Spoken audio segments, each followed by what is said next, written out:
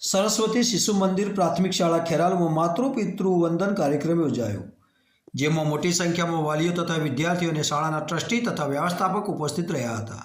મુખ્ય મહેમાન તરીકે અલગ દરબાર આશ્રમ અરઠીથી સાધ્વી અલકાબા ઉપસ્થિત રહ્યા હતા। બહેનશ્રીએ સ્વામી વિવેકાનંદનું ઉદાહરણ આપીને પશ્ચિમી સંસ્કૃતિ વિશે સમજ આપી, મોબાઈલનો ઉપયોગ ઓછો કરી સમય બચાવવાની સલાહ આપી અને કહ્યું કે બાળકોને રામ બનાવવા હોય તો માતાએ કૌશલ્ય બનતા શીખવું પડે। કાર્યક્રમમાં શ્રી સરસ્વતી શિશુ મંદિર પ્રાથમિક શાળાના લોક કલ્યાણ ટ્રસ્ટના મંત્રી શ્રી નંદુભાઈ ભાવસર હાજર રહ્યા હતા।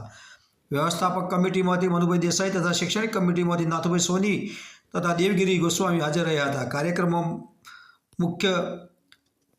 કાર્યક્રમમાં મહેમાનશ્રી દ્વારા દીપ પ્રાગટ્ય કરાવી સરસ્વતી શિશુ મંદિર પ્રાથમિક શાળાના શિશુ વાટિકા વિભાગના પ્રધાનાચાર્ય શ્રી અરુણાબેન પંડ્યા દ્વારા સાલ ઉઢાડી અને તિલક દ્વારા સ્વાગત કરવામાં આવ્યું।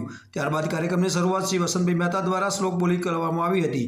વિદ્યાર્થીઓ માતા પિતાનું પૂજન કરી અને માતા પિતાની આરતી કરી માતા પિતાએ બાળકોને આશીર્વાદ આપ્યા। ધોરણ 8ના વાલીશ્રીએ પોતાના પ્રતિભાવ રજૂ કર્યા તથા ધોરણ 6 અને 7ના બાળકોએ પણ પોતાના પ્રતિભાવ રજૂ કર્યા। જગદીશભાઈ સથવારાએ આ સમગ્ર આભાર વિધિ કરી હતી। સમગ્ર કાર્યક્રમનું સંચાલન સુરજીત ઠાકોર દ્વારા કરવામાં આવ્યું હતું। આ સાથે જ પ્રાથમિક શાળા ખેરાલુની શૈક્ષણિક કમિટીના ચેરમેન શ્રી ડૉક્ટર અરશદભાઈ વૈદ તથા સેક્રેટરી શ્રી જસ્મીભાઈ દેવીની રાહબર નીચે શાળાના પ્રધાનાચાર્ય અનિલકુમાર રાવલના માર્ગદર્શન હેઠળ કાર્યક્રમના સંયોજક દેવાંગીનીબેન બારોટ તથા સહસંયોજક હંસાબેન દરજીએ કર્યું। સર્વ આચાર્યશ્રીની મહેનતથી આ કાર્યક્રમ સફળ રહ્યો હતો।